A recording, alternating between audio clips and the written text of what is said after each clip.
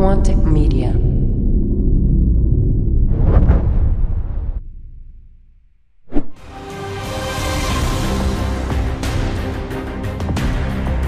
What's going on, everyone? This is Sarge, and what you're about to see is a brief interview with Cartel from Rival Gaming. For those of you who aren't aware, Cartel is the leader for one of the best clans in the world. Rival Gaming has won numerous leagues, from TWL Season 1, 8 vs 8, to the XPL Season, BC2 Championships, to the Big 8, which was the best teams around the world to face off. They were crowned as World Championships players, and so it's a privilege to get to speak to these guys because I'm not only a big fan of their work, but I'm afraid of them. These guys are monsters when it comes to Battlefield and competition, and so it's a great insight to see what they have to say about the anticipated upcoming Battlefield 3. So hopefully you guys will enjoy this short interview. I'll take it off. Take care. Yeah, definitely. And you've seen some of the footage that they've showed so far? Yeah, pretty much everything they've put out I've had a look at. I've talked to a few guys that were at E3 and got their feel on how they felt it, how it played. A lot of guys says it does have a really similar feel to Bad Company 2. So on that note, I encourage a lot of my guys to stay in shape a little bit. Make sure you pub a couple hours, just kick the game around a little bit, just to keep. If the engine does feel similar, then you don't want to you don't want to lose any of your shape, right? Yeah, true. And compared to Battlefield 2, are you excited that it has more Bad Company 2 aspects, or are you kind of bummed out about that? No, I like the prone and stuff like that. I don't think it's really going to be that much of a problem. I know from 2142 they kind of fixed that, right? Like prone was not an issue in 2142 compared to the dolphin diving days of BF2. So yeah. I think they'll probably stick with what worked because they had absolutely no complaints about it in 2042. So they'll probably stick with that delayed, your delayed targeting type scenario, and yeah, it should be good. I think there'll be obviously the adjustments with the destructible environment being even more destructible. Yeah, but, And you heard about how destructible environments can actually kill people if it lands on them too. like falling on their heads and stuff. Yeah, I can see people just going nuts over that, just trying to destroy everything they can. Yeah, well, you'll see it a lot more in minor engagements, right? Like, say if someone you stick your head out and someone's got the drop on you, you can pull back behind cover and try to aim for something above their head, and hopefully, either just distract them with the dust because it seems like there's a lot more dust and cloud, or try to actually kill them if you think they're under an overhang. So yeah, true. Now, are there any things about Battlefield 3 that you are that you've heard that you're probably makes you cringe, or you're really not excited about, or not happy to hear about? The squad leader part, I'm not sure about the squad leader part yet. I know all the games have always been had the squad leader be your squad leader, and I liked that about 2142 BF2, and they're kind of going back to that where you can only spawn on the squad leader, but we'd kind of gotten used to, in the last game, we got used to just being able to spawn on someone in your squad, and that was kind of a skill of having the awareness of keeping that last guy alive was something we were good at. So that'll be a skill that we'll have to lose. We'll have to go back to having almost a dedicated squad leader. I found that in competition for BF2 and 2142, if you played the same team enough, you knew who their squad leader was. So you recognized him by name, and you would know to look for that guy, right? Yeah. And the cool thing about BC2 was you didn't know. You didn't, like, if they had a guy that was trying to stay alive to provide spawns, then you didn't know what guy it was. It wasn't always the same guy, or you weren't sure which guy was their guy that was just trying to keep the push alive type thing. So yeah. I actually prefer the spawn on anyone method. I think it increases the game flow a little bit more. There's a lot more crazy action, but I also don't like it when you're shooting at a guy and two guys fall out of his ass. So yeah, it's true. So the spawns is something you're not really excited about, or is there anything else that you've seen so far?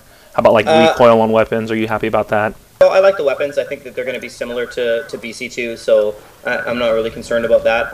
I think that they've taken a step in the right direction of getting the LMG out of the medic's hands. Like, I think when they came out with BC2, they never intended to overpower the medics by doing that. I think their theory was the support gun was probably the weakest gun, so let's put that in the strongest class hands. But what they don't realize is not only did they make the LMGs a little bit too accurate, but that players, you put any gun in a guy's medic's hands and they're going to get good with it. You give it to skilled players and they're going to get good with it. So it's not going to be a problem. They should have made the LMGs, wildly inaccurate, and then it would have been it would have been better. Yeah. Right? Previous incarnations of support got really accurate for BC2, so hopefully in BF3 they adjust for that. I like the grenade launcher or medic kit.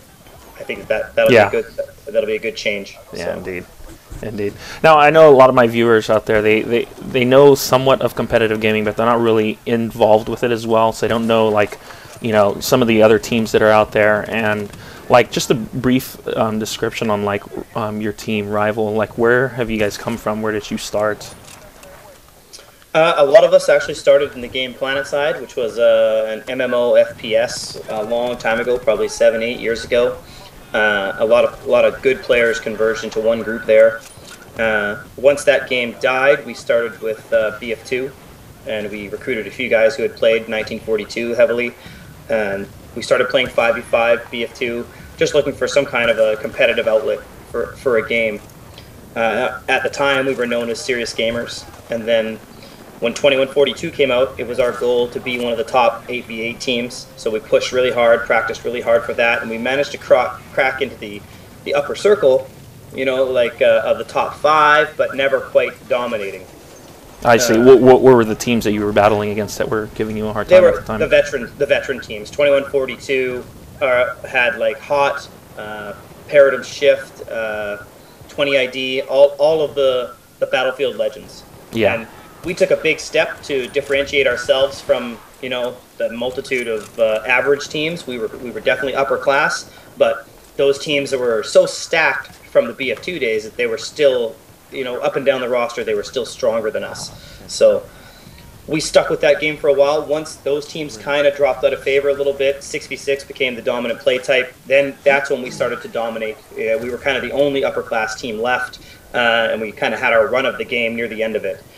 And that helped us build a good name coming into BC2, right? My theory for recruiting has always been, when you're the top team, you can cherry pick talent from the teams one level below you. There's always superstar players on decent teams, and if you can pick up those players and make your full roster strong from top to bottom, then it makes you a much stronger team overall. So that's awesome. That's really good. And what does it take to be a top team? Like, for all the teams that are out there that are watching, that are going to be watching this video and who are starting off and want some insight on what it takes to be a top team, what would you give as far as advice goes? Scrims.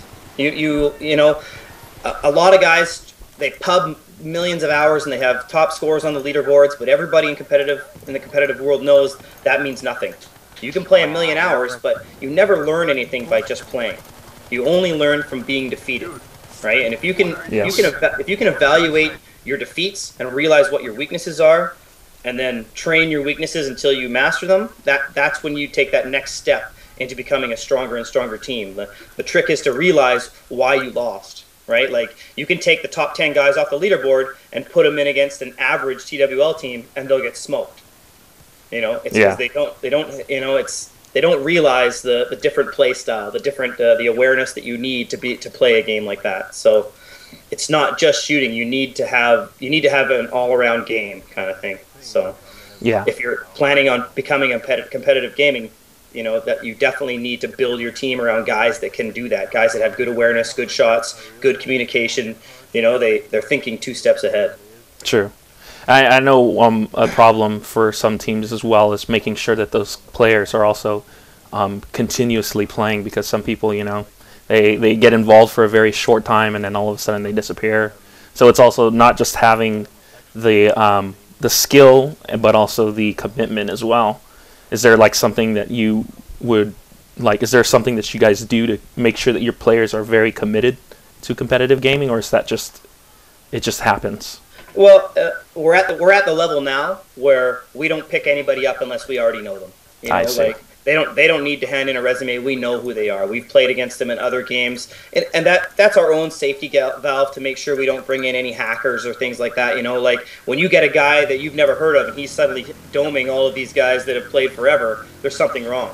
Yeah. Not very often does that type of player come around without some kind of a pedigree from either another game or another team or something. So the guys that we pick up at the level we're at now, we're willing to scrim every night that this is their sport, this is their hobby, this is what they want to do, right? For guys out there building a team from scratch, I would definitely say you have to look at how much do they play, right? You can almost flood your roster with multiple guys, and then cherry pick down to your 8 guys that are fully committed. So I see. Nice. Right on. Right on. So, any other games that you guys are looking forward to other than Battlefield 3? A lot of our guys, there's PlanetSide 2 is coming out, and a lot of our guys are interested to see how the sequel to that will go out, because a lot of them were diehard fans of the first one, myself included. So they've been paying attention to that. Obviously, BF3 is our main focus, and if they come out at the same time, then unfortunately PlanetSide 2 is probably going to fall by the wayside. But if there is some kind of staggering in their release dates, then they'll probably give PlanetSide 2 a shot. I know a lot of our guys are messing around with League of Legends right now just for fun. Oh, right on. But other than that, they're not playing too much. Yeah, nice. I'm a huge League of Legends fan as well. Yeah. So sweet, dude. Well, thanks a lot. I appreciate it. I think just that was covering everything. We kind of went over that pretty quick, but I think that's enough for my viewers to kind of soak in. Okay. But yeah, thanks a lot, dude. I really appreciate your time. Yeah, no problem. All right, take care. You have a good one. You too. See you later. Well, that's it, ladies and gentlemen. Thanks for tuning in onto this brief interview with Cartel from Rival Gaming. For those of you who are interested in more information from Rival, you can check out their web link that I'll provide here. I'd also like to thank EvilKit for setting up this interview and Quantic Media for giving us the recognition. My name is Sgt.Enigma. Thanks for watching.